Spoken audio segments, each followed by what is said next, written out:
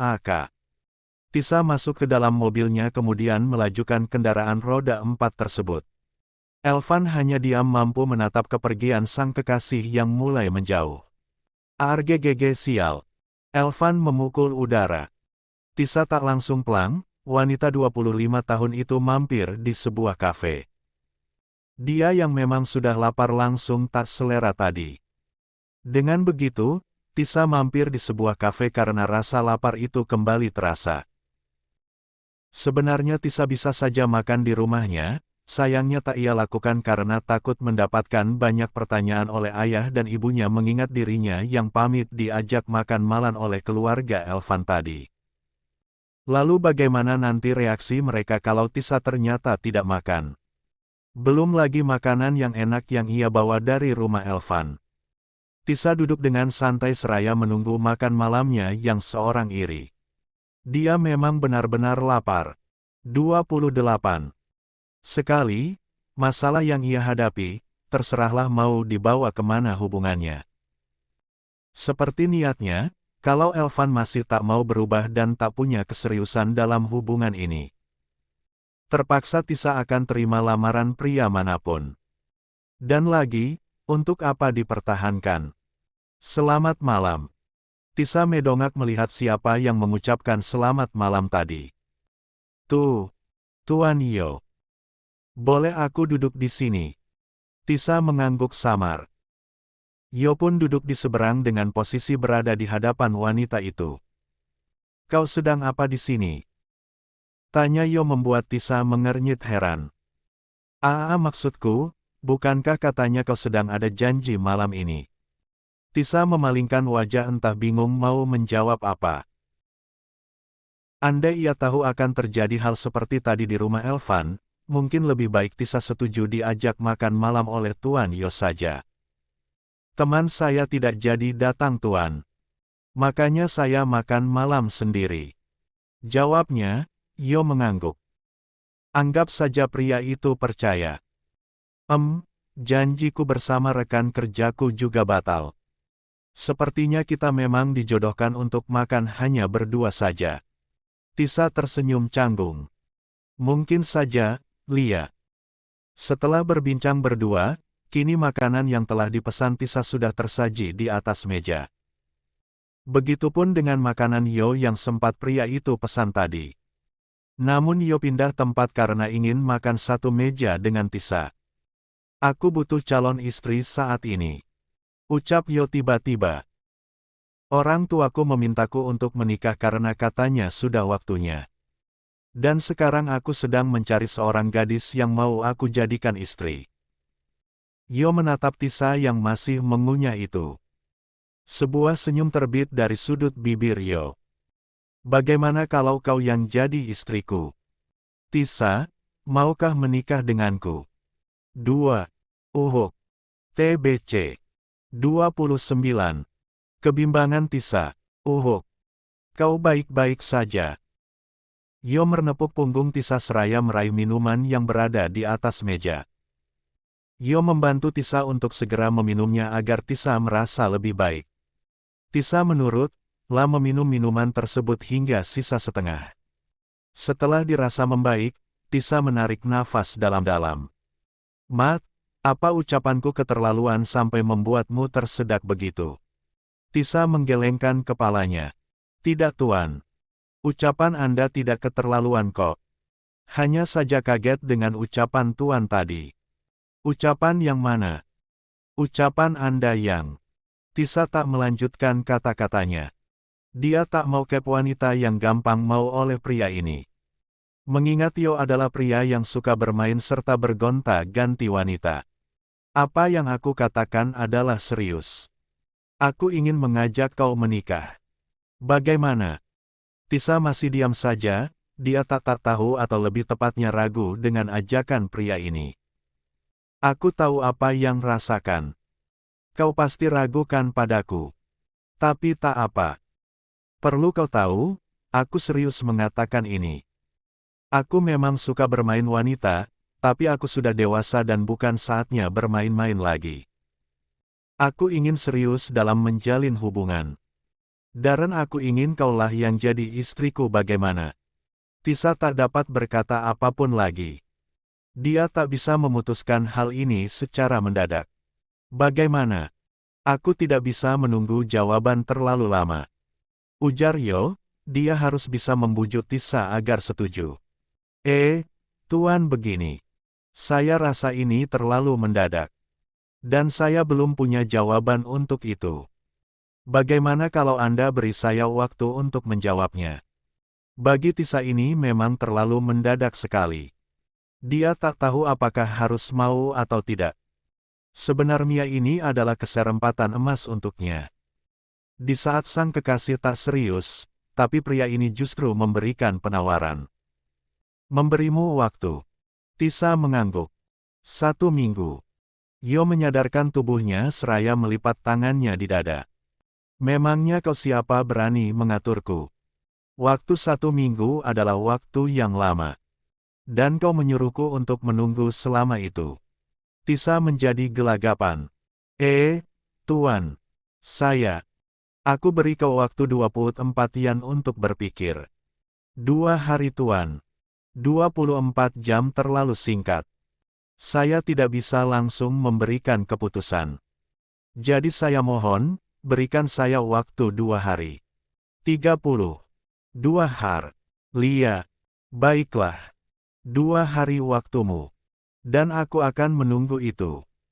Setelah mengatakan itu, Yo meraih benda pipi milik Tisa yang terletak di atas meja.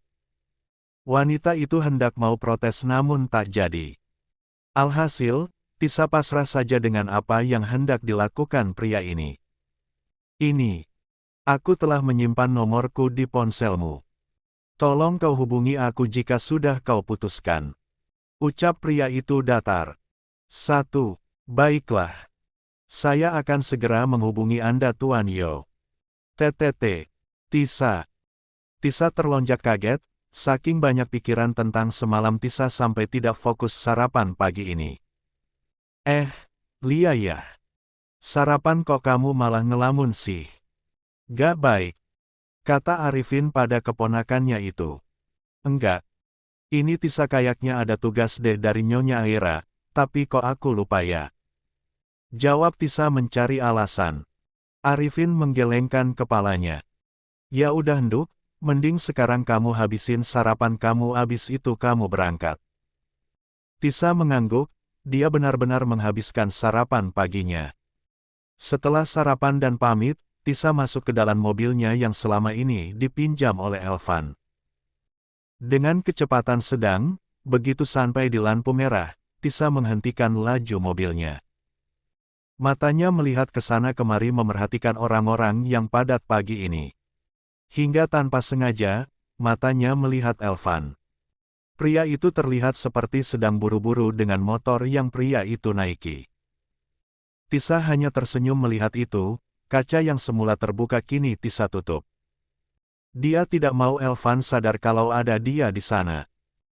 Kita lihat saja, apakah gadis itu masih denganmu Elvan saat kau berangkat kerja saja masih naik motor. Gumam Tisa, dua tersenyum sinis. Mulai sekarang. Tisa ingin melihat bisa apa pria itu tampaknya. Setelah lampu hijau menyala, Tisa mampir ke suatu tempat sebelum ke butik. Tisa mampir di cucian mobil pagi ini. Cuci mobilku sampai bersih. Baik Mbak. Tentu saja mobil itu dicuci karena kendaraan tersebut masih ada bekas Elvan dan wanita itu. 31. Apa?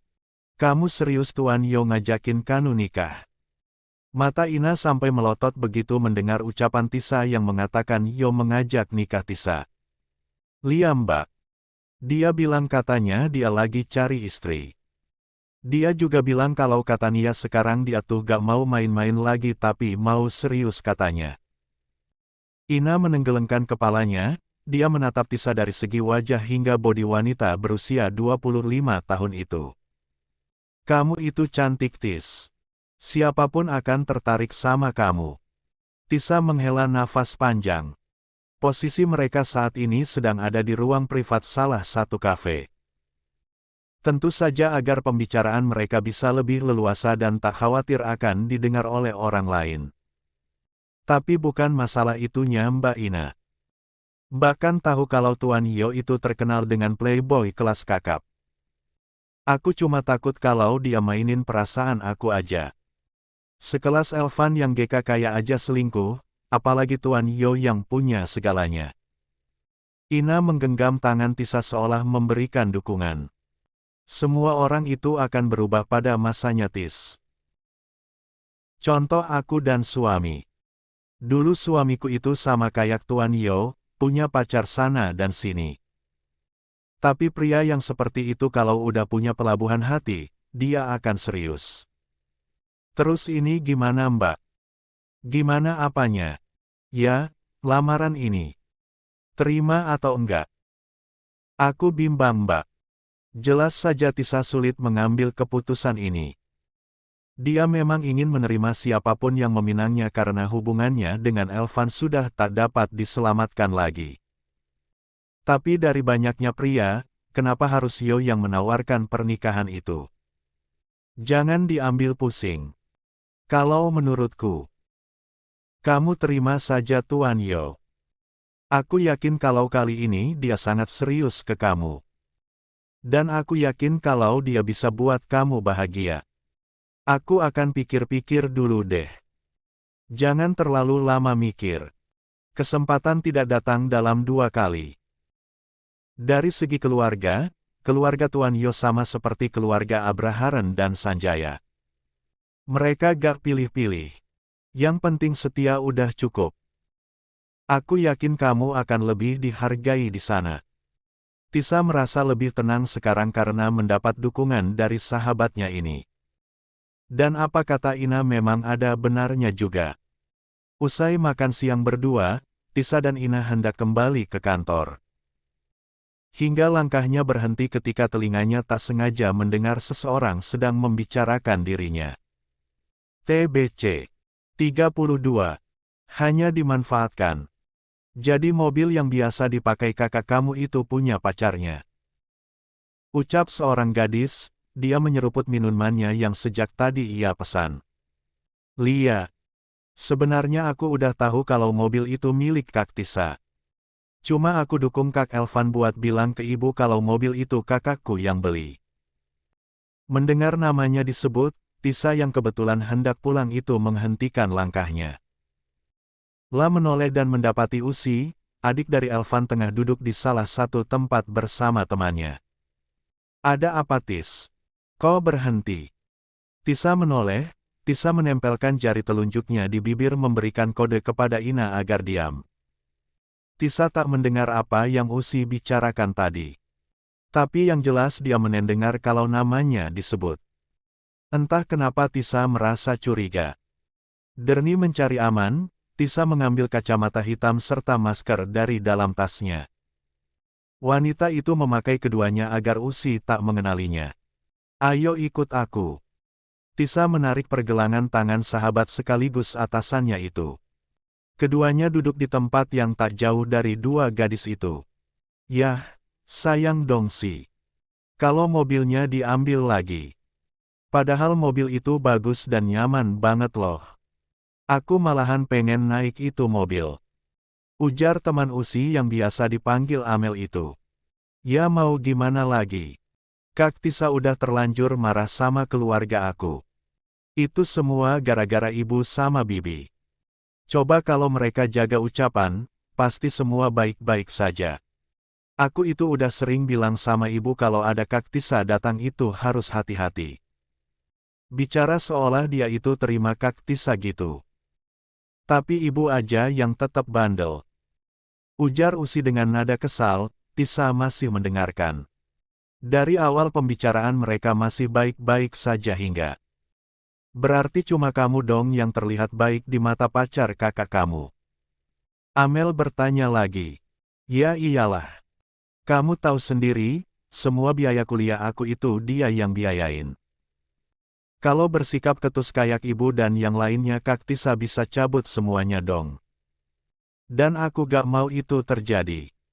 Setidaknya Kak Tisa harus bisa biayain kuliah aku sampai aku lulus. Dan setelah itu ya udah, kalau Kak Elvan mau buang dia yang terserah, yang penting aku udah sampai pada tujuanku. Jelas Usi membuat Amel hanya bisa geleng-geleng kepala. Kamu licik juga ya? Ya iyalah Mel. Di dunia ini kita harus pintar.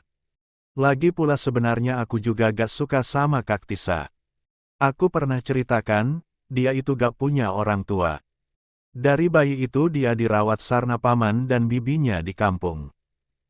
Lia kali aku mau punya kakak ipar orang kampung. Masih lebih Kak Cecil kemana-mana. Dia juga cantik, anak pengusaha lagi. Kedua tangan Tisa terkepal erat. Dia tak menyangka kalau niatnya dia duduk di sini akan mendengar semua rahasia Usi yang selama ini baik padanya. Dan ternyata selama ini gadis itu hanya memakai topeng saja. Usi sama saja dengan Elvan dan seluruh keluarganya. Jadi selama ini dia hanya dimanfaatkan kan saja. Seluruh keluarga Elvan tidak ada yang tulus baik Elvan, keluarganya apalagi. 33. Aku udah bilang dan ngasih ide ke Kak Elvan supaya dia itu harus pintar. Kali aja bisa merebut surat resmi mobil itu, aku yakin Kak Tisa pasti kasih semuanya. Dia itu bodoh. Mau aja dikibuli. Hahaha. Sekali lagi, jantung Tisa seperti diremas. Dia tak menyangka kalau Usi, gadis baik dan terlihat polos gadis yang dia sayangi itu punya sifat yang tersembunyi. Usi ternyata sama saja. 1.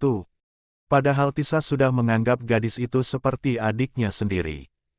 Apapun yang Usi mau Tisa selalu berikan, semua demi restu dari keluarga Elvan. Dulu Elvan selalu bersikap manis, tapi setelah 3 tahun mereka berhubungan, sikap Elvan sedikit berubah, apalagi semenjak pria itu diangkat sebagai asisten di perusahaan tempatnya mereka bekerja. Terlebih setahun belakangan, sikap Elvan semakin menjadi-jadi. Dan anehnya Tisa masih cinta pada pria itu. Betapa bodohnya aku. 2. Sekarang kamu dengar sendiri kan? Usi yang kamu anggap adik yang baik, ternyata semuanya palsu. Kamu itu cuma dimanfaatin aja. Tisa masih diam sesegukan di sana. Setelah mengetahui kenyataan ini, Tisa berlari ke keluar kafe dan menangis di dalam mobilnya. Hati siapa yang tidak sakit, kalau orang yang kita percaya ternyata hanya seorang pengkhianat. Wajah lugu Usi hanyalah topeng demi meloloskan rencananya. Sekarang gimana? Apa keputusan kamu? Tisa menghapus air matanya dengan kasar. La tak boleh menangis lagi hanya karena mereka. Aku akan balas mereka Mbak. Mulai saat ini aku putusin gak bakalan kasih biaya kuliah buat Usi lagi. Biarin aja keluarganya yang biayain. Dulu aku percaya aja saat Elvan bilang minta tolong buat bantu biayain kuliah Usi. Awalnya merenang kita saling bantu tapi belakangan ini, aku yang apa-apa bertindak. Tapi lihat aja. Aku gak akan tinggal diam. Tisa akan bertekad, akan mengambil semua yang mereka pakai. Nah gitu dong. Kamu tahu gak? Aku udah rekam pembicaraan adik Elvan tadi loh. Tisa meraih benda pipih milik Ina. Dan benar saja, Ina merekam percakapan dua gadis itu dari awal hingga akhir.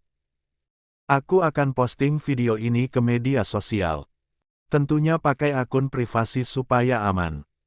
Ina menaik turunkan alisnya. Boleh, aku ingin lihat gimana gemparnya keluarga itu nanti. Ponsel milik Tisa berdering. Wanita itu menatap Ina sejenak kemudian menengangkat panggilan dari Elvan. Halo, kamu bisa gak nanti malam datang ke rumah? Mau ngapain? Kamu undang aku supaya aku bisa diabaikan dan permalukan lagi. Tisa melihat Ina yang juga fokus mendengarkan percakapan Elvan dan Tisa. Enggak. Ini tentang hubungan kita. Aku udah bicarain tentang pernikahan ini sama ibu dan keluarga aku yang lainnya. Dan aku juga punya keputusan.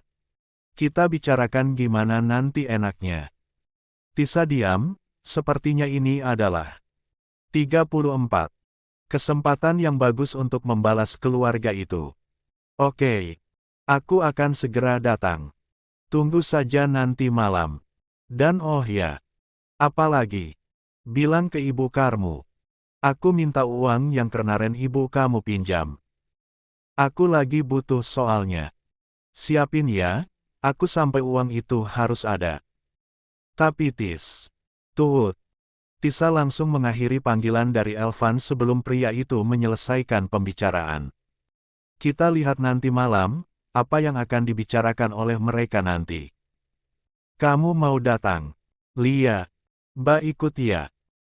Oke, gak masalah. Ayo sekarang kita balik ke butik. Kita udah terlalu lama di sini. Ina pun mulai melajukan mobilnya menuju ke arah butik. Tak lama, benda pipi itu berdering kembali. Halo, Kak Tisa. Ada apa Usi? Kak ada iuran dari kampus. Aku suruh bayar uang senilai 5 juta. Aku gak bisa bayarin Usi. Mending kau minta sama kakak kamu. Dia jadi asisten di perusahaan. Tut. Dasar tidak tahu malu. TBC. 35. Mundur, kamu miskin. Kamu yakin mau datang ke rumah Elvan? Tisa mengangguk, dia sedang memasukkan barang-barangnya ke dalam tas. Kebetulan malam ini butik tutup agak awal karena Aira sedang berada di luar kota untuk menghadiri acara penting. Lagian kenapa kamu yang datang sih? Kenapa gak dia aja yang datang ke kamu terus bicara baik-baik? Sebenarnya Ina juga kurang agak setuju dengan rencana Tisa yang hendak datang ke rumah Elvan. Bukankah pria itu yang punya niat melamar, tapi kenapa justru Tisa yang datang ke sana? Kamu gak punya niat buat nikah beneran sama dia kan? Tanya Ina lagi. Tisa menatap ke arah sahabatnya itu. Setelah kejadian malam itu aku gak punya niat buat lanjutkan hubungan ini. Apapun keputusan Elvan, aku akan tetap akhiri semuanya. Aku kesana cuma mau ngetes aja sih. Dan aku rasa menerima Yo bukanlah hal yang buruk. Tisa menghela nafas panjang. Jika ditanya apakah dia dilema atau tidak, jelas iya. Melupakan orang yang bersama kita selama 5 tahun tidaklah mudah. Rasa cinta Tisa pada Elvan masih tersisa, tapi mau bagaimana lagi? Dia sebagai seorang wanita mana mau apabila harga dirinya diinjak-injak. Terlebih setelah Tisa sendiri tahu bahwa selama ini ia hanya dimanfaatkan saja. Tisa terdiam, tentu saja dia tidak lupa dengan Elvan dan keluarganya yang selalu saja ingin apa yang dia punya. Dulu Tisa membeli motor baru, kemanapun Tisa selalu pakai motor tersebut. Hingga, Tisa membeli mobil yang terbilang harganya murah. Dengan wajah sendunya, Elvan berkata ingin meminjam motornya yang masih baru itu untuk sang adik. Bukan pinjam namanya kalau motornya tak dikembalikan sampai berbulan-bulan. Begitu dikembalikan, mesinnya sudah tidak enak lagi dan masih banyak lagi yang rusak. Seperti kaca spionnya yang diganti, serta bodinya yang baret. Belum lagi Elvan yang selalu datang meminjam barang-barangnya yang mewah. Seperti tas, atau gaun miliknya. Tas mahal hadiah dari bosnya, Nyonya Aira juga Elvan pinjam untuk ibunya yang katanya tak punya tas. Bahkan benda itu belum kembali sampai sekarang. Tak hanya itu saja, Elvan juga sering meminjam uangnya. Baik Elvan ataupun elbunya, tentu saja lewat Elvan. Anggap saja Tisa memang bodoh dalam menjalin hubungan. Semua itu ia lakukan semata-mata agar hubungan mereka direstui. Namun, untuk kali ini Tisa tidak mau kalah lagi. Dia telah sadar, kalau selama ini memang dirinya yang dimanfaatkan saja. Tisa tidak akan jadi wanita bodoh lagi hanya karena cinta. Dia harus menjadi wanita yang tegas yang tak bisa dikalahkan. Kedekatan antara Elvan dan Cecil jelas-jelas menunjukkan kalau keduanya punya hubungan lebih dari sekedar teman kerja satu perusahaan. Di rumah Elvan, pria itu menunggu kedatangan Tisa. Di sana ada Wati, elbunya dan juga paman serta bibinya. Usi pun juga duduk santai di atas sofa, jari-jarinya sangat lincah mengetik di benda pipih miliknya. 36. Mana pacar kamu itu kok belum datang? Ibu udah pegel ini nunggu dari tadi. Wati mendengus, menghentakkan kakinya dan merasa jengah menunggu seseorang yang baginya tak istimewa sama sekali. Lia Elvan, mana pacar kamu yang cuma pegawai butik itu? Kita ini nunggu dari tadi loh. Ilya tunggu sebentar lagi lah. Dia pasti akan datang. Dia gak bakalan ingkar janji kok. Tisa itu cinta ke aku, gak mungkinlah dia gak datang. Dengan percaya diri Elvan berkata kalau Tisa masih mencintainya 100%. Kak. Usi meletakkan ponselnya di atas meja. Kakak yakin sama pilihan kakak buat Kak Tisa? Emang dia mau? Tanya Usi, sebelum Tisa dipanggil untuk datang karena Elvan dan seluruh keluarga memang sudah sepakat. Mereka akan menikahkan Elvan dan Tisa secepatnya tapi dengan syarat. Ya, kakak yakin. Sudah kakak bilang kan, tadi. Tisa itu cinta ke kakak. Dia akan lakukan apapun untuk kakak Usi. Usi tersenyum. Kakak harus bisa mempertahankan Kak Tisa. Karena dengan dia aku bisa kuliah Kak. Kalau aku udah lulus, terserah kakak saja mau merembuangnya atau tidak. Elvan tersenyum, tangan pria itu mengusap kepala Usi dengan lembut. Apapun akan kakak lakukan untukmu. Keluarga nomor 1. Meski nanti aku sudah menikah, aku akan tetap membela keluargaku. Karena istri itu hanya orang lain. Nah ini baru pria yang sejati. Ucap Wati bangga. Terhadap putranya. 2. Mereka masih berbincang hingga sebuah suara deru mobil terdengar. Itu sepertinya Tisa. Oh 00000000000000. Tisa tidak datang seorang diri melainkan benar-benar datang bersama Ina. Penampilan Tisa kali ini memang begitu memukau. Dengan gaun dress berwarna hitam di bawah lutut, make up yang natural namun terkesan mewah. Di sampingnya Ina juga berpenampilan yang sama. Tatapan mata keduanya begitu datar dan dingin. Aku sudah datang, apa yang ingin kau sampaikan padaku Elvan? Tanya Tisa. Elvan berdehem, dia membenarkan posisi duduknya yang sebenarnya sudah nyaman. Tentu saja aku ingin kau datang karena aku ingin membicarakan tentang keseriusan hubungan kita. Soal menikah, aku juga sudah bicara dengan ibu dan seluruh keluargaku.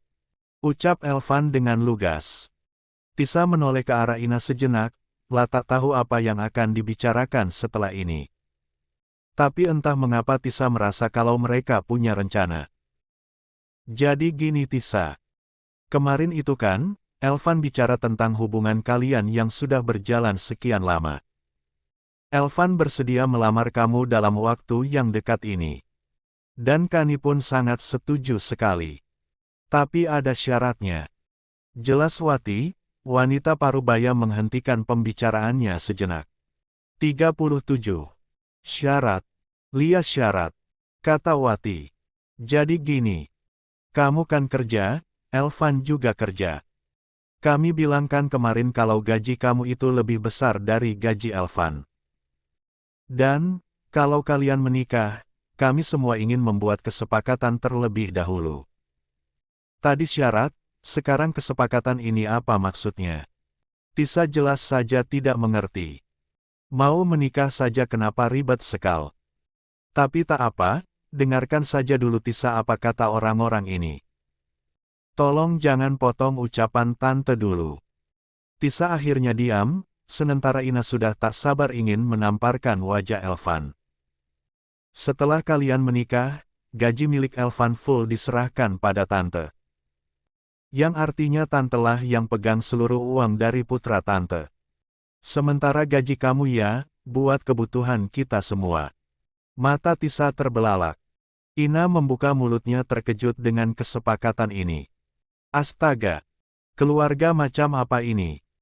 Tisa menatap Elvan seolah mencari penjelasan dari pria itu.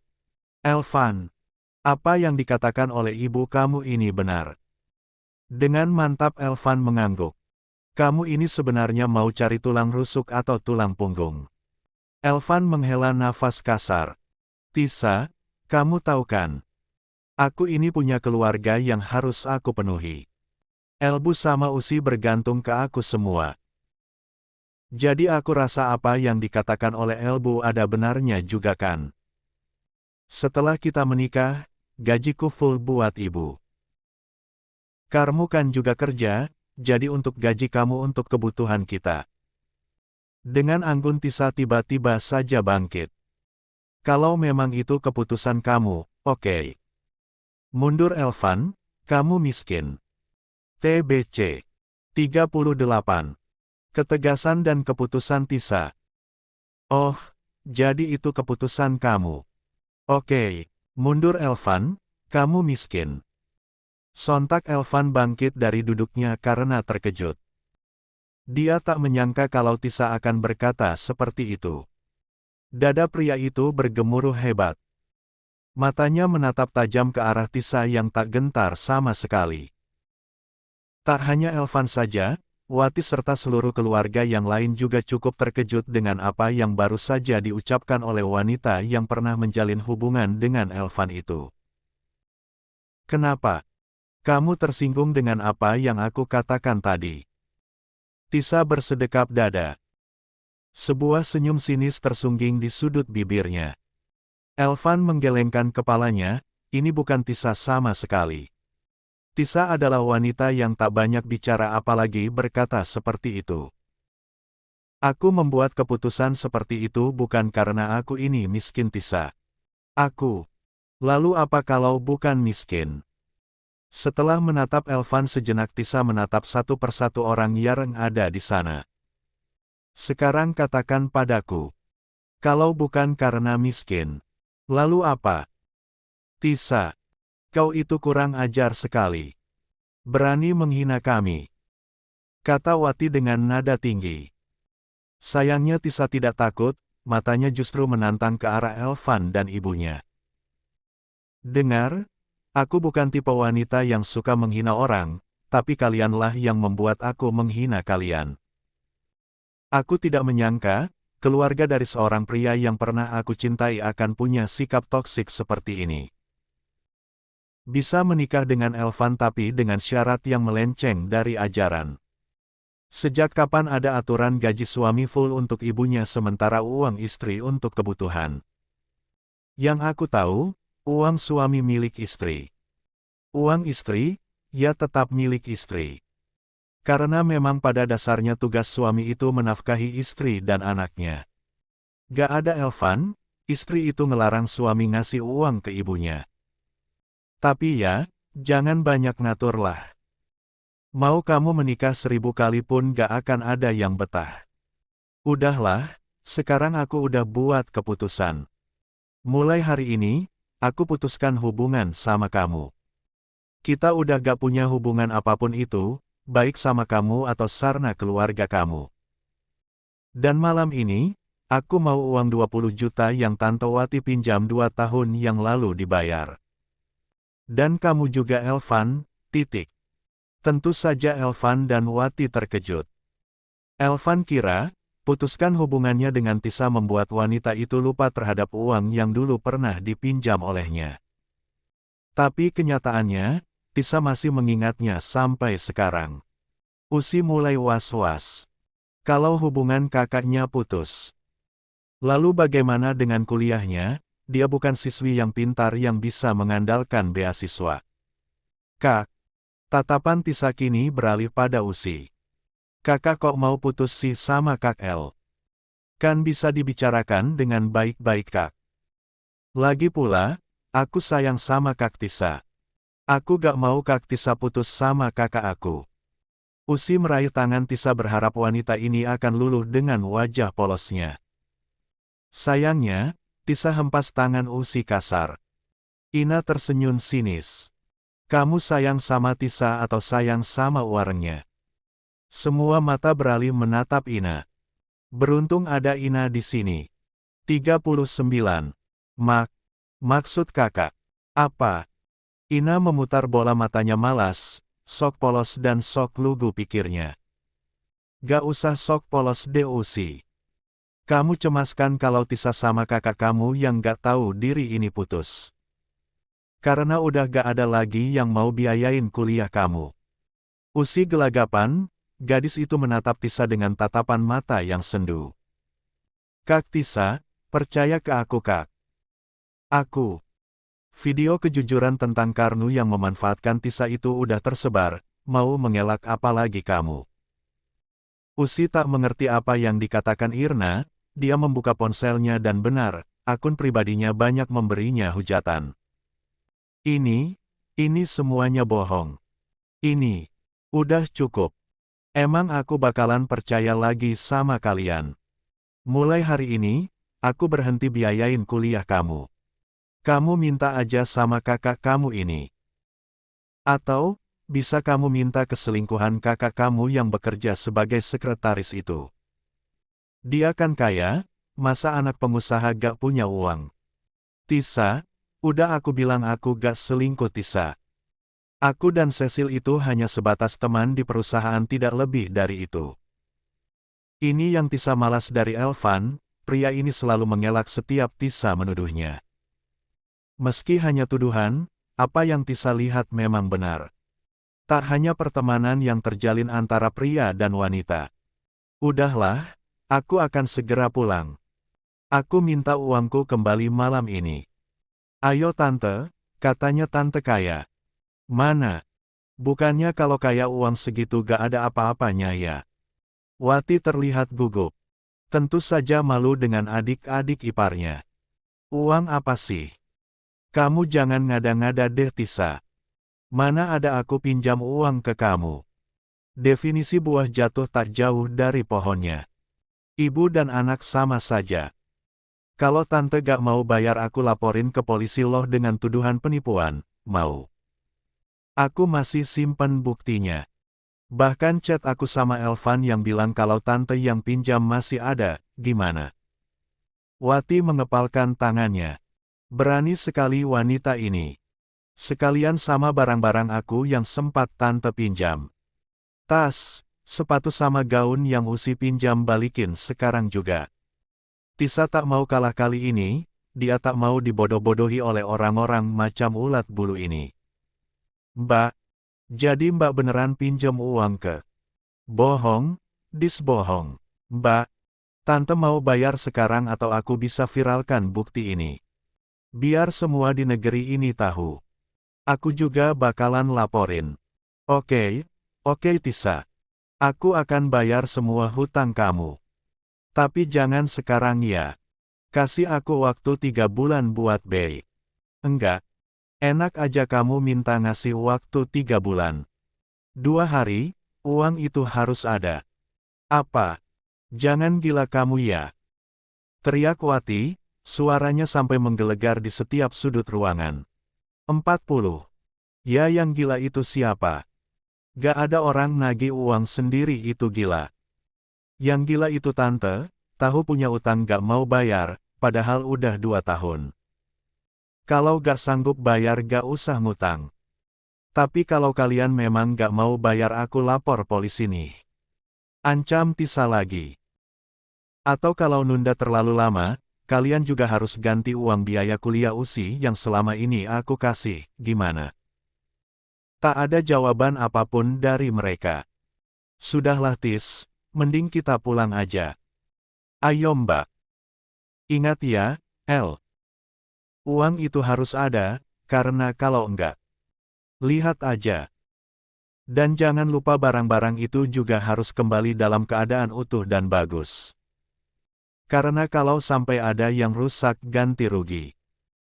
Setelah mengatakan itu, Tisa pamit pulang.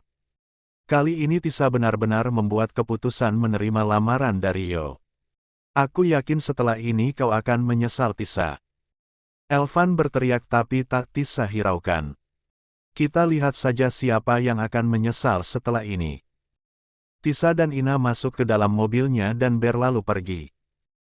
Sementara di dalam rumah Elvan, pria itu meremas rambutnya frustrasi.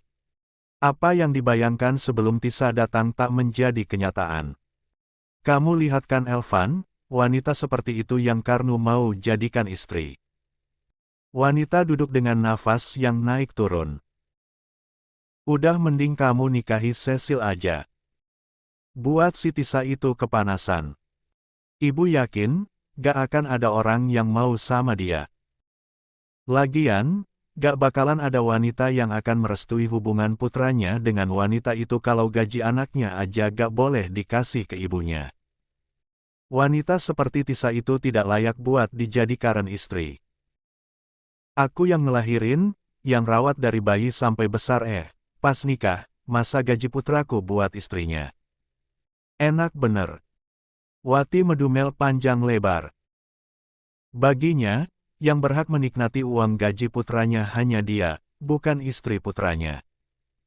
Karena dialah yang telah mengandung, melahirkan dan merawatnya hingga dewasa. 3. Lia Mbak, apa yang Mbak bilang benar itu. Bibi Elvan ikut menimpali. Dan kamu Elvan, kamu jangan mau kalah sama istri kamu nanti. Ingat, tetap ibumu yang harus kamu utamakan. Elbu ini keluarga, istri itu cuma orang lain. Elvan diam menimbang apa yang dikatakan oleh bibinya. Kalau apa yang dikatakan ada benarnya juga. TBC 41. Cecilia dan fakta keluarganya. Di sebuah rumah minimalis lantai 2. Seorang wanita berusia 24 tahun sedang berada di kamarnya. Dia adalah Cecilia. Wanita yang beberapa bulan ini punya hubungan secara diam-diam dengan Elvan. Cecilia masuk ke satu perusahaan dengan Elvan belum lama ini. Sejak pertama kali masuk menjadi seorang sekretaris, Cecilia sudah menaruh rasa terhadap pria itu. Bagi Cecilia, Elvan adalah pria yang cukup tampan. Sikapnya ramah dan Cecilia sangat suka. Awalnya, Elvan bersikap biasa saja terhadap Cecil. Dengan sikapnya itu membuat Cecilia semakin gencar mendekati Elvan. Hingga suatu hari, ada seorang wanita cantik dengan paras yang nyaris sempurna datang ke perusahaan mencari pria itu. Dari segi wajah, wanita itu memang cantik. Bodinya pun tinggi bak model ternama. Cecilia yang penasaran dengan wanita itu bertanya pada salah satu karyawan yang sepertinya sangat mengenal wanita tersebut. Dia adalah Tisa. Melihat Tisa ada rasa iri dan tak suka dalam diri Cecil. Cecil tidak suka apabila apa yang dia suka berada di genggaman orang lain dan itu semua bermula sejak dari dulu ketika dia masih kecil. Jika dia melihat barang dan merasa jatuh cinta dengan barang itu maka Cecil harus punya. Dan tidak boleh ada yang memilikinya. Seperti orang tuanya. Papa dan mamanya pernah mengatakan kalau katanya dulu mereka punya anak sebelum dirinya. Akan tetapi Cecil yang punya sifat serakah tersebut tak mau apabila papa dan marnanya menemui kakaknya. 2. Cecilia selalu melarang mereka untuk datang menjemput kakaknya. Tak tanggung-tanggung Cecilia terkadang mengancam hendak bunuh diri. Hal itulah yang membuat kedua orang tua Cecil terdiam dan menurut. Cecil ingin semuanya menjadi miliknya. Cecil dulu seperti yang diabaikan oleh kedua orang tuanya. 1. Kedua orang tua Cecil seolah sibuk dengan pekerjaan. Dan suatu hari, Cecil masuk rumah sakit karena ditabrak lari. Dan sejak itulah orang tua Cecil sadar dan tak mau kehilangan Cecil lagi. Tentu saja Cecil semakin manja. Hingga bertambahnya usia, Cecil mulai mengambil kesempatan untuk selalu berada di dekat orang tuanya. Cecil tak pernah memberikan kesempatan kedua orang tuanya menjemput kakaknya yang sampai saat ini belum dijumpainya.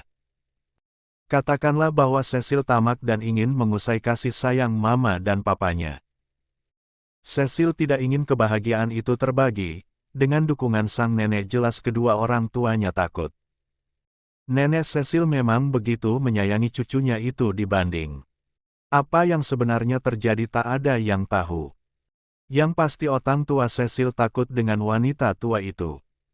Dengan ancaman tak mendapatkan harta sepeser pun kedua orang tuanya ciut dan lebih menurut apa kata neneknya.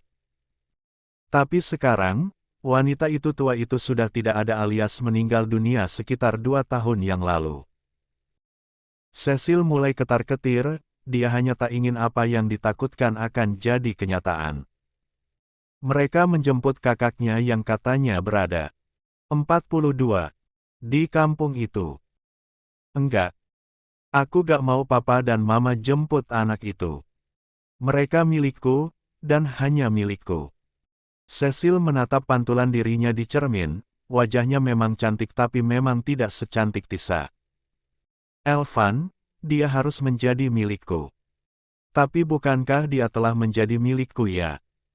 Bahkan dia rela berbohong hanya demi aku. Cecil menata rambutnya. Dia sudah tampil cantik sekarang dan telah siap untuk pergi ke kantor.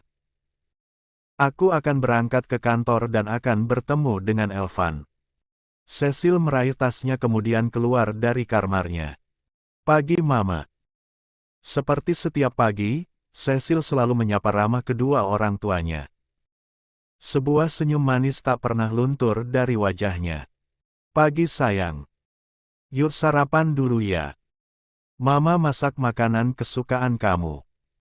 Tentu saja Cecil merasa bahagia. Meski neneknya telah tiada, kedua orang tuanya harus tetap sayang karena neneknya telah mewariskan seluruh hartanya ke Cecil. Untuk wanita parubaya yang berada di hadapannya ini jelas 100% tak memiliki apapun. Sebegitu sayangnya sang nenek kepada Cecil sampai seluruh hartanya saja diwariskan padanya. Sementara wanita yang dipanggil mama itu Zong tak mendapatkan sepeser pun harta. Keluarga cemara itu telah diambil alih oleh Cecil sekarang. Orang tuanya mana berani macam-macam. Papa belum pulang Ma. Belum sayang. Murengkin nanti.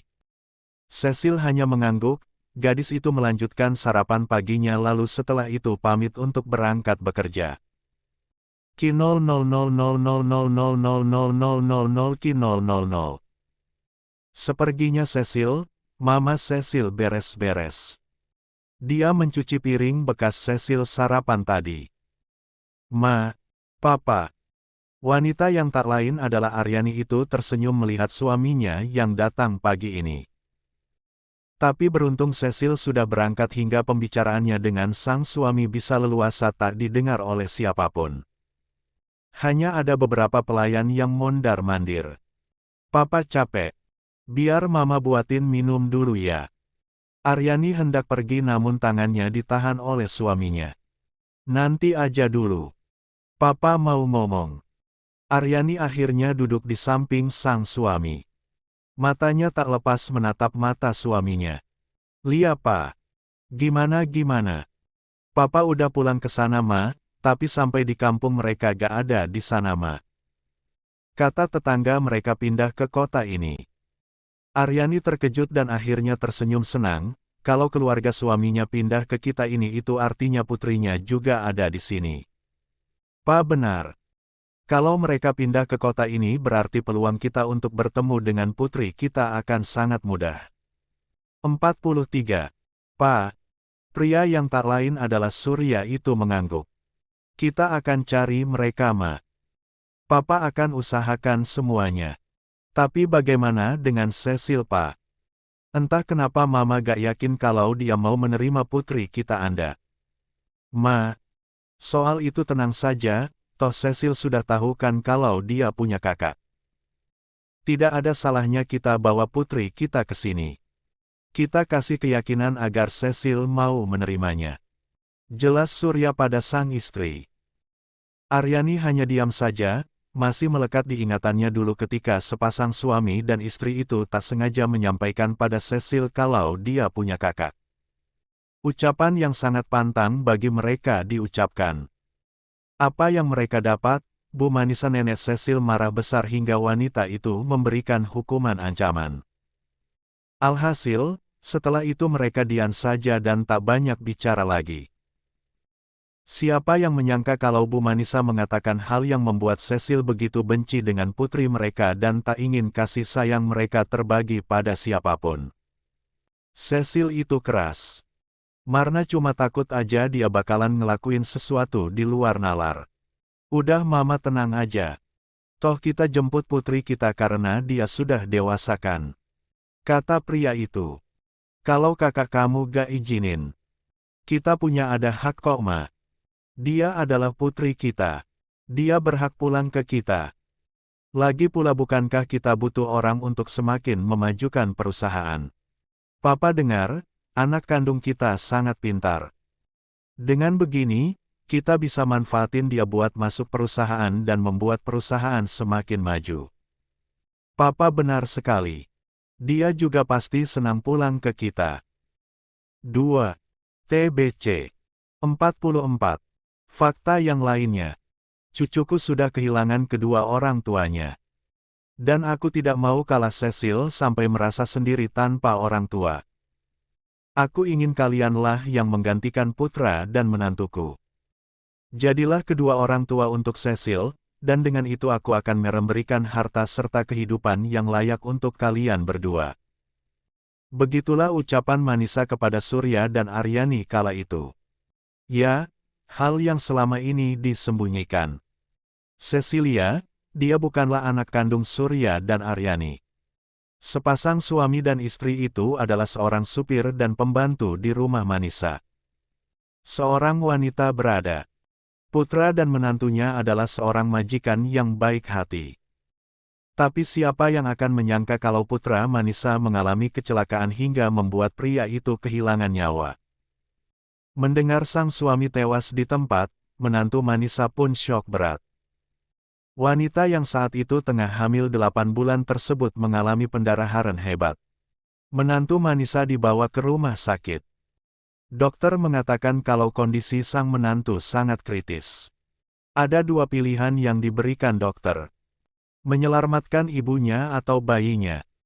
Manisa yang sejak awal sangat tidak suka dengan istri putranya itu jelas memilih untuk menyelamatkan bayinya saja. Oh, putranya telah tiada, sangat tidak adil kalau menantunya masih hidup. Alhasil, dokter menjalankan tugas yang diperintahkan oleh Manisa, yaitu memilih untuk menyelamatkan bayinya saja. Dokter bukan tak berusaha menyelamatkan ibunya juga. Sayangnya menantunya harus kehilangan nyawa karena kehilangan banyak darah. Tak ada darah yang cocok untuk wanita malang itu. Sementara menantu Manisa hanya seorang anak panti asuhan. Karena status itulah yang membuat Manisa tak suka dengan sang menantu. Cecilia lahir tanpa adanya kedua orang tua kandung. Manisa yang punya sifat obsesi terhadap keturunan itu tak ingin melihat sang cucu tumbuh kembang tanpa adanya kedua orang tuanya. Akhirnya Manisa punya akal sang supir dan pembantunya lah yang dia jadikan untuk menjadi kedua orang tua untuk Cecil, cucu satu-satunya. Tapi bagaimana nyonya? Kami juga punya anak. Bahkan tahun ini kami punya rencana ingin pulang kampung menjemput putri kami agar bisa ikut kami tinggal di kota. Surya memberikan penawaran. Jangan ada yang bilang dia dan sang istri tak merindukan anaknya. Mereka sayang, tapi sangat sulit sekali. 1. Aku tidak mau tahu. Buang saja anakmu. Toh masih ada keluarga yang merawatnya. Aku tidak mau tahu, aku ingin kalian menjadi orang tua pengganti untuk cucuku. Dengan begitu aku akan menjadikan kalian sebagai anak-anakku. Aku akan menjadikanmu direktur di perusahaan putraku yang baru saja dibangun itu bagaimana? Sebelum itu, kau akan aku masukkan ke perguruan tinggi agar kau menjadi pria yang pintar, bagaimana kau mau? Surya menoleh ke arah sang istri. Ini adalah kesempatan emas. Terlebih Aryani yang sudah bosan hidup miskin. Udahlah mas, terima saja tawaran ini. Ini adalah kesempatan emas untuk kita hidup enak. Kapan lagi? Aryani 45. yang memang sejak dulu selalu ingin menjadi orang kaya mendesak sang suami agar mau menerima tawaran itu. Karena terus didesak serta ada pula keinginan yang tak pernah tercapai. Akhirnya Surya memilih untuk menjadi orang tua Cecil serta merawat anak itu. Sama seperti sang istri Surya juga ingin hidup kaya. Surya dan Aryani jelas senang menjadi tuan dan nyonya di rumah itu. Hal tersebut membuat keduanya lupa terhadap sang buah hati yang saat itu berada di dalam karempung saking senangnya menjadi tuan besar. Harta yang Manisa miliki memang tidak sebanyak pengusaha kaya lainnya. Perusahaan yang didirikan oleh putranya tidak sebesar perusahaan konglomerat yang lain. Namun meski begitu, semuanya cukup untuk bersenang-senang. Diberi amanah untuk menjadi ayah dan ibu untuk cucu majikannya, Surya dan Aryani terus berusaha menyayangi Cecil seperti mereka menyayangi anak mereka sendiri. Cecil tumbuh menjadi bocah yang nakal dan tak bisa diatur. Surya dan Aryani akhirnya merasa jengke, terlebih suami istri itu tak pernah merawat anak kecil, tentu saja mereka jengah. Surya dan Aryani seolah serempat abai terhadap Cecil. Tapi apakah Manisa tahu? Tentu saja tidak. Manisa pulang ke kota kelahirannya di kota X karena harus mengurus ibunya yang tengah sakit-sakitan. Wanita itu percaya saja dengan Surya dan Aryani kalau mereka merawat cucunya dengan baik. Hingga ketika Cecil mulai perlahan mengerti dan mengadu. Bocah tersebut mengadu karena semua perbuatan Surya dan Aryani yang katanya selalu marah-marah. Cecil juga mengadu kalau katanya dia punya kakak tapi berada jauh. Jelas Manisa murka. Belum lagi melihat Cecil yang kecelakaan karena ditabrak motor mengakibatkan Cecil kecil masuk rumah sakit. Manisa tidak tinggal diam, wanita itu menyuruh beberapa orang untuk memukuli Surya sampai pria itu tak berdaya. Aryani tak bisa berbuat apapun. Mereka jera dan tak ingin mengulanginya lagi. Dan sejak itulah Surya dan Aryani benar-benar menyayangi Cecil layaknya anak kandung sendiri. Mereka tak berani berontak atau macam-macam. Manisa selalu mengancam akan melenyapkan seluruh keluarga Surya dan Aryani kalau sampai kejadian tersebut diulangi. Jangan sampai kalian ulangi perbuatan ini. Kalau sampai terjadi lagi, keluarga kalianlah yang menjadi taruhannya. Surya dan Aryani patuh. Wanita itu bak monster yang begitu menakutkan sekali. Gerak-gerik suami istri tersebut selalu diawasi, mengajarkan Cecil hal yang tidak-tidak. Bahkan Manisa selalu menghasut Cecil agar benci terhadap Tisa yang bocah itu tahu adalah kakaknya. Manisa ingin Cecil full mendapatkan kasih sayang.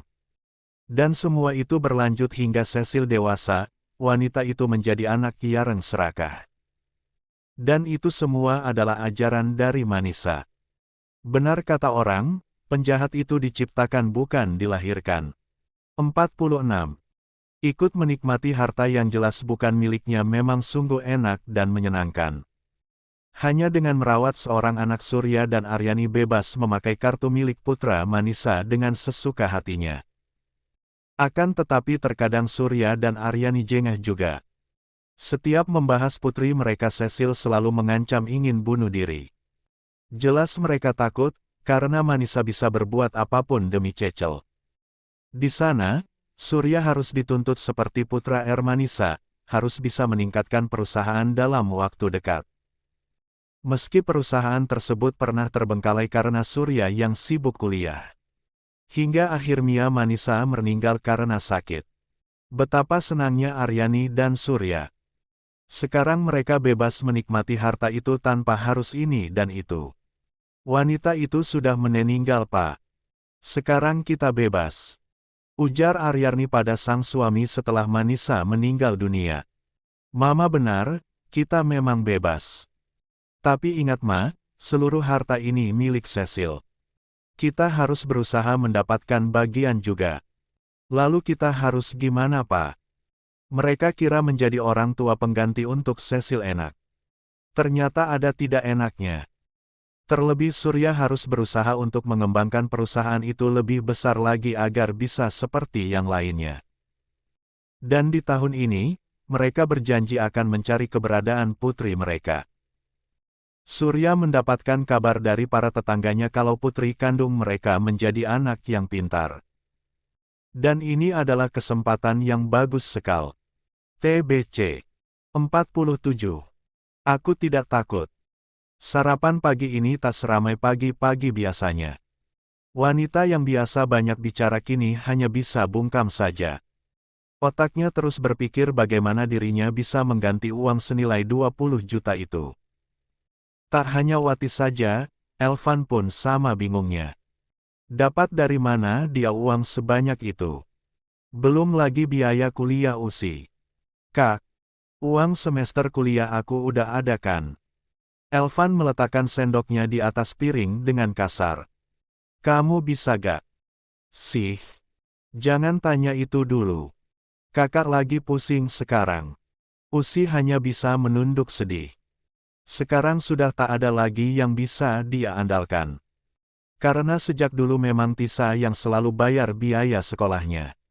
Dan sekarang sudah tak ada lagi. Makanya kamu itu banyak belajar sih. Supaya bisa dapat beasiswa seperti anak Bibi. Dari SMA ikut lomba apapun selalu juara, dan sekarang saat kuliah dapat beasiswa. Enak, sebagai orang tua enteng gak kepikiran apapun. Usi mengepalkan tangannya, selalu saja apabila Bitbi dan pamannya yang datang ke sini tak luput selalu membanggakan putrinya yang katanya pintar itu. Setiap kamu ke sini, kamu selalu membanggakan anakmu ya. Wati bicara dengan agak ketus. Dia suka dengan adik iparnya ini, tapi sayangnya setiap membanggakan anaknya Wati merasa tak suka. Wati merasa adik iparnya seakan membandingkan putrinya dengan Usi. Loh, Mbak ini gimana? Ya jelaslah aku bangga Mbak. Orang anakku emang layak dibanggakan. Emang kayak Usi, suruh ngerjain tugas aja malas. Bibi dan Elvan itu segera mengajak suaminya pulang. Kita pulang mas. Dirasa kita udah cukup kok nginep di sini. Parman Elvan yang termasuk adik kandung Wati itu pamit. Pria yang biasa disapa Aziz itu lebih takut pada istrinya daripada ke kakaknya. Aku pulang mbak. Mereka pun pulang. Kini hanya tinggal Wati, Elvan dan Usi yang berada di sana. Aku mau berangkat dulu bu. Udah ditunggu di depan. Usi akhirnya pamit pergi. Dia tak mau berlama-lama di ruang makan ini kalau ujungnya akan dipertanyaan tentang otaknya selama ini. Aku juga mau berangkat bu. Elvan ikut pamit juga. Pria itu hendak meninggalkan ruang makan namun. Elvan tunggu. Ya. Kamu jangan lupa ajak lagi Cecil kemari ya. Pokoknya kamu harus bisa nikahi dia. Dia itu selain cantik, juga terlahir dari keluarga kaya. Jangan lupa, dia putri bosmu. Elvan mengangguk. Apa yang dikatakan ibunya benar, dia harus bisa menikahi Cecil agar dia bisa hidup lebih kaya dari Tisa.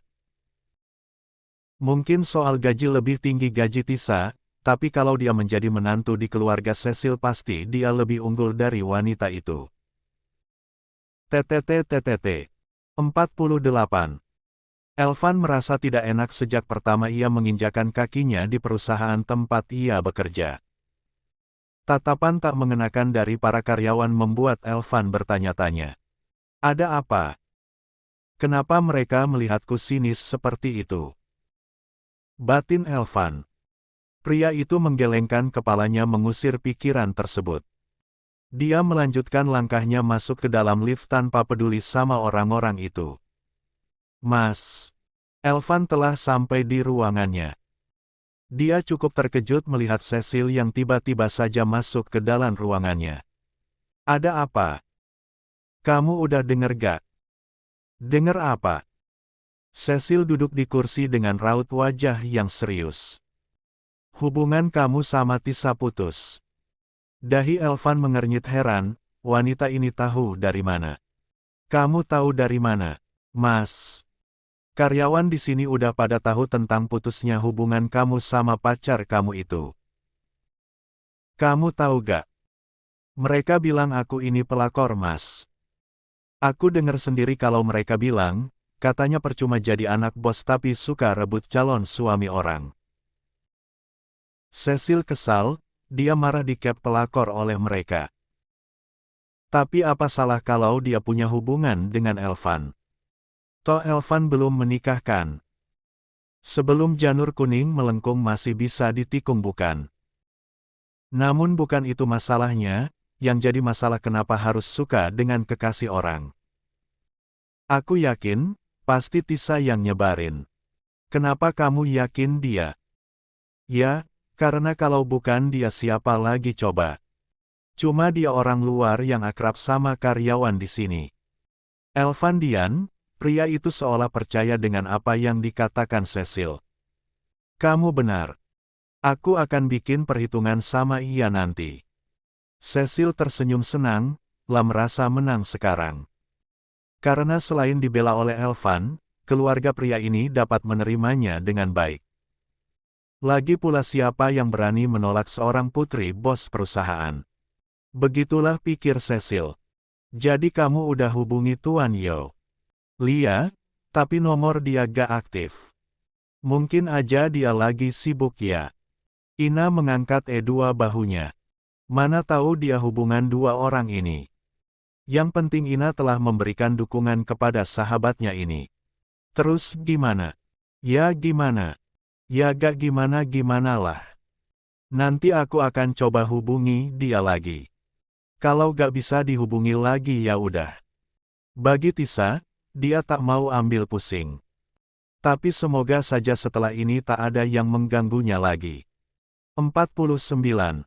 BRAAAK. Tisa dan Ina terkejut karena secara tiba-tiba seorang menggebrak meja. Karena posisinya saat ini mereka sedang makan siang di salah satu kafe. Kamu. Tisa mendesah. Dia tak menyangka kalau Cecil berada di sini dan tiba-tiba cari gara-gara. Gak sopan. Cecil berkacak pinggang, menantang Tisa.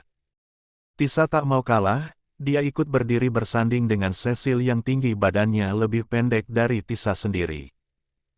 Kamu kan yang udah merusak nama baik aku di depan semua karyawan di kantor. Kau juga bilang kalau aku itu seorang pelakor. Cecil bicara dengan lantang agar bisa didengar oleh orang yang sedang makan di sana. Masih untung pelanggan di kafe itu tidak terlalu ramai. Jadi kamu nuduh aku. Memang itu kan kenyataannya, kalau kamu yang... Oh. Tisa dan Ina saling pandang, Cecil tiba-tiba saja menangis seraya memegang pipinya. Tisa, apa yang kamu lakukan? Elvan datang berlari dan langsung memeluk Cecil. Wanita itu menangis mengadu kalau Tisa telah menamparnya. Keterlaluan kamu ya. Ucap Elvan dengan geram. Matanya tajam menatap Tisa yang santai saja. Kamu itu baru datang. Dan langsung nuduh aku. Tanya kayak baik-baik. Lagian siapa juga nampar dia. Benar, gak usah manipulatif deh. Sangga Ina ikut tak terima. Udah mbak. Karena dia udah fitnah aku nampar dia barusan. Aku akan buat dia merasakan tamparan yang sesungguhnya. Cecil melotot, lah menggelengkan kepalanya cepat. Dia tidak menyangka kalau respon Tisa di luar kendalinya. PLAAK. PLAAK. Tisa. Kamu apa-apaan sih? Bentak Elvan pada mantan kekasihnya itu. Kenapa? Kamu laporin aku. Silahkan. Aku gak takut. Yang ada aku yang akan balik laporin kamu. Dasar pria Mokondo, sangat cocok dengan wanita yang murah seperti dia ini. Tisa meraih tasnya kemudian mengajak Ina pergi dari sana. TBC 50. Undangan pesta. Tisa kembali ke butik dengan perasaan dongkol setengah mati. Bisa-bisanya wanita itu menuduhnya yang bukan-bukan. Dia itu kenapa sih? Emang gak waras semuanya? Omel Ina, dia juga ikut geram dengan wanita yang bernama Cecil itu. Terlebih Elvan yang selalu membelanya. Hubungan aku sama dia itu udah selesai tadi malam. Apa gak enak kalau gak ganggu hidup aku terus? Tisa juga tak habis pikir. Apa saking begitu cintanya Elvan pada Cecil sampai pria itu tega membentaknya tadi? Tisa memang telah mengambil keputusan tegas. Tapi hubungan yang sekian tahun berjalan tetap membuat Tisa tak menyangka kalau Elvan akan berubah secepat itu hanya demi seorang Cecil. Jangan bilang kalau kamu itu masih sayang sama pria yang tak tahu diri itu. Tisa menoleh ke arah Ina. Mana mungkin. Awalnya memang sulit melupakan, tapi aku harus bisa dong. Pria seperti dia tidak patut dipertahankan. Tisa telah mengambil keputusan dan tentu saja bisa melupakan Elvan secepatnya. Dia tidak ingin pria itu punya pikiran kalau dirinya susah move on. Mobil yang dikendarai oleh Tisa telah sampai. Dua wanita yang punya pangkat tinggi itu mulai turun lalu masuk ke gedung butik yang namanya terkenal seantero jagat raya tersebut. Mbak, kalian dari mana saja? Itu dari tadi ada ibu-ibu datang ke sini marah-marah. Salah satu karyawan mendekat dan mengadu kalau ada seorang wanita paruh baya datang ke butik ini. Bukannya membeli malah marah-marah gak jelas. Siapa? Gak tahu mbak. Orangnya judes emang. Kata karyawan itu. Nyonya kenana. Nyonya Aira keluar mbak. Katanya ada hal penting. Makanya pergi setelah Mbak Tisa dan Mbak Ina keluar tadi. Jelasnya lagi.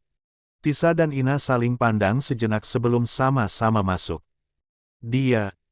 Tisa melangkah panjang dan lebar mendekat ke arah wanita parubaya yang ternyata adalah Wati, ibu dari Elvan. Ada apa ini? Tisa bertanya dengan nada ramah namun tegas. Di sini tidak mungkin Tisa mengeluarkan taringnya. Dia tak mau citranya sebagai asisten atau nama butik ini anjlok kalau dia bersikap kasar. Nah, ini dia orangnya. Kamu lihat.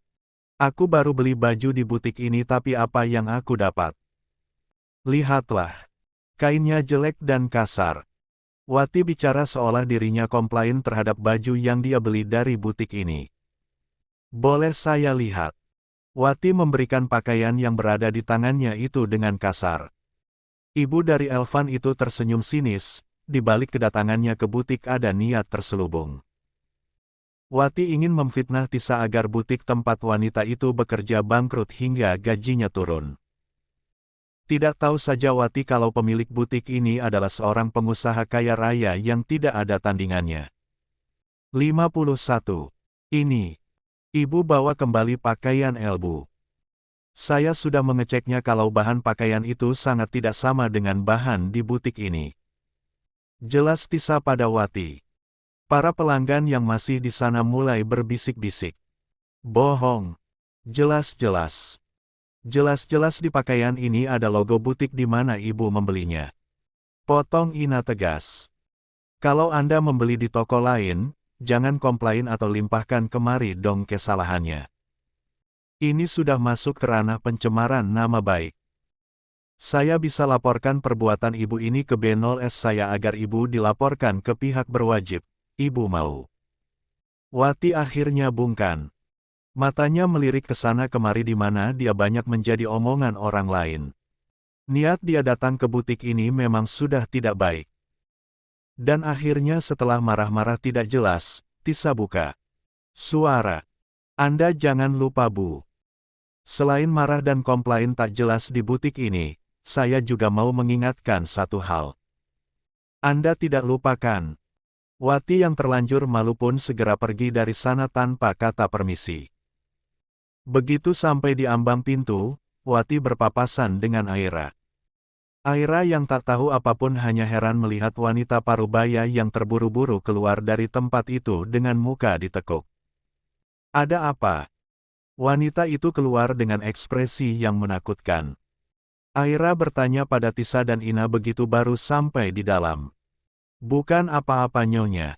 Hanya salah komplain saja. Maklum kan udah tua jadi rada pikun mungkin.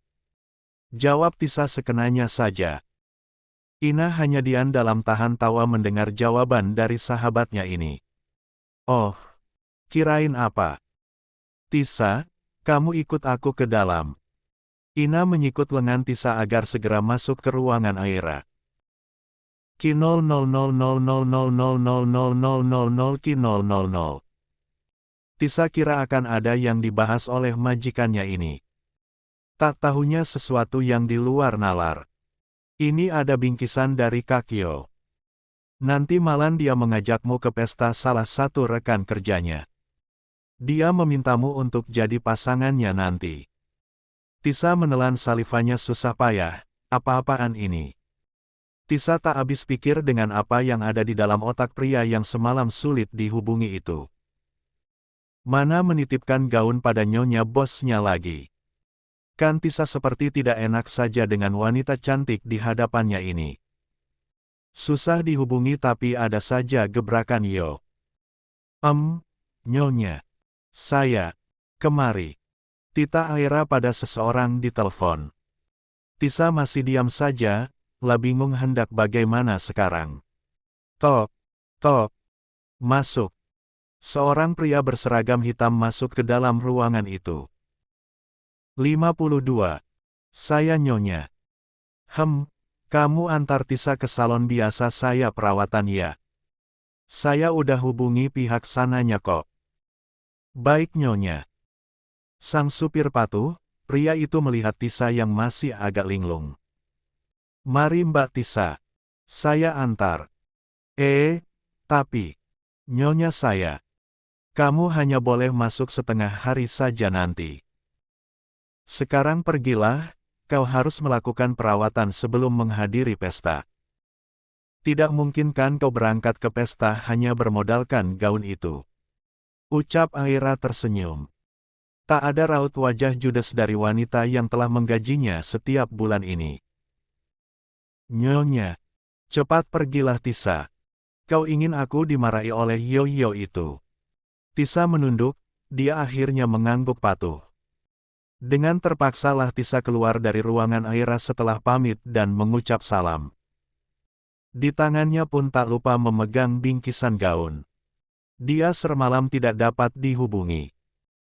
Dan sekarang tiba-tiba saja kirim gaun. Ini sangat aneh. Tidak mungkin dia tiba-tiba tahu kalau aku ingin menerima tawaran menjadi istrinya. Sepertinya Mbak akan jadi nyonya yang selanjutnya. Kata supir yang mengantar Tisa pergi ke salon. Apaan sih? Mungkin cuma kebetulan aja. Jawab Tisa. Dia tak mau banyak berharap tentang semua ini. Seperti yang sudah dia dengar, kalau Yo adalah pria yang dulu suka bermain-main dengan wanita. Lalu bagaimana dengan dirinya nanti? Yang cantik dan kaya saja bisa dibuat mainan apalagi dia yang hanya remahan rengginang. Sungguh ini sedikit membuat Tisa takut sebenarnya. Tidak. Aku yakin kalau Tuan Yo pasti serius dalam menjalani penawarannya. Semoga saja. Batin Tisa, dia harus yakin semoga doanya menjadi kenyataan. TBC 53. Cecilia dan obsesinya. Apa? Enggak. Aku gak mau kalian bawa anak itu ke sini. Pokoknya aku gak mau. Surya dan Aryani terkejut melihat Cecil yang tiba-tiba saja masuk dan berteriak. Wajah gadis 24 tahun itu berubah menjadi merah padam. Kemungkinan Cecil telah mendengar apa Yeseng mereka bicarakan tadi. Jadi selama ini aku bukan anak kandung kalian. Kalian hanya orang tua pura-pura. Kalian bukan orang tua kandungku yang sebenarnya. Aryani memandang sang suami agar segera memberikan pemahaman terhadap Cecil. Sayang, jangan salah paham dulu ya. Kita apa? Kalian hanya orang pengganti. Dan selama itu kalian bohong aku. Cecil menggelengkan kepalanya. Pantas saja dulu mereka sempat ingin membawa anak mereka ke sini, mungkin karena Cecil bukan putri kandung sepasang suami dan istri ini. Aryani mendekati Cecil, memegang kedua pundaknya seraya menatapnya dengan sendu. Sayang, kamu dengarkan kami baik-baik ya. Semua ini terjadi bukan karena keinginan kita. Nenek Manisalah yang memaksa kami dulu. Kita itu nolak, tapi Nenek Manisa terlalu sayang ke kamu sampai dia gak mau buat kamu hidup tanpa orang tua yang lengkap. Meski awalnya kami terpaksa, kami udah terlanjur sayang ke kamu. Papa sama Mama Jarji, meski kita bawa anak kandung kami ke sini, kami akan tetap menyayangi kamu. Aryani secara perlahan memberikan pemahaman. Cecil adalah anak yang keras. Sejak kecil Manisa selalu mengajarkan hal-hal yang tidak-tidak. Bukankah saat anak itu melakukan kesalahan orang wajib untuk menegur? Dan itu sudah mereka lakukan, tapi apa? Manisa selalu membela dan membenarkan apa yang Cecilia lakukan. Sesuatu yang negatif selalu dinormalisasikan. Itulah yang jelas membuat Cecilia menjadi gadis yang apa-apa harus dituruti. Menjadi gadis yang pembangkang. Menjadi gadis yang tamak dan tak mau kalah dari siapapun. Jadi kalian benar-benar ingin membawanya kemari. Kalian ingin dia juga menikmati harta ini. Enak sekali. Aku gak akan pernah izinkan itu. Aku gak mau. Surya menghela nafas panjang. Memberi pemahaman pada wanita yang punya watak seperti Cecil, jangan dengan kekerasan tapi dengan pelan-pelan. Karena belum apa-apa sudah emosi. Kalau papa sama mama tetap bawa dia, aku akan bunuh diri. Selalu aja itulah ancaman yang Cecil ucapkan. Silahkan saja. Kalau kau ingin bunuh diri. Ucap Surya menantang ancaman Cecilia. Mata gadis itu terbelalak tak percaya dengan apa yang katakan oleh pria yang selama puluhan tahun ini menjadi papanya. Papa tega melakukan itu padaku. Kenapa tidak? Bukankah itulah yang selalu menjadi andalanmu selama ini? Dan kami selalu melarang karena takut. Toh kami melakukannya semua demi kebaikanmu juga. Cecil diam dengan tangan terkepal erat. Amarah di dadanya seolah berkobar dan siap membakar apapun yang berada di sekitarnya. TTT. ARGGG. 54. PRAANK. BRAAAK. Dia mengamuk. Dan selalu seperti ini. Surya hanya diam terpaku menatap ke atas di mana kamar Cecilia berada. Aku gak tahu, Pak. Cecilia seolah punya tekad yang tinggi untuk mencelakai dirinya sendiri. Dan itu semua adalah didikan Nyonya Manisa. Aryani memijit pangkal hidungnya. Andai akan seperti ini, inilah yang tidak mereka suka dari Cecil. Surya dulu hampir ingin menolak tawaran itu, namun Aryani yang ingin hidup enak memaksanya untuk menerima. Dan pagi pula sayang karena kalau diberikan pada orang lain. Kesempatan tidak datang dua kali. Aryani hanya ingin bertemu dengan putrinya dan membawanya kemari. Apa yang harus kita lakukan? Apa? Tentu saja kita akan tetap jemput anak kita. Aku sudah pikirkan ini secara matang. Cecil sudah dewasa. Dia bukan anak kecil lagi di mana semua yang dia mau harus terpenuhi. Lagi pula kita punya tujuan tertentu jemput anak kita. Di dalam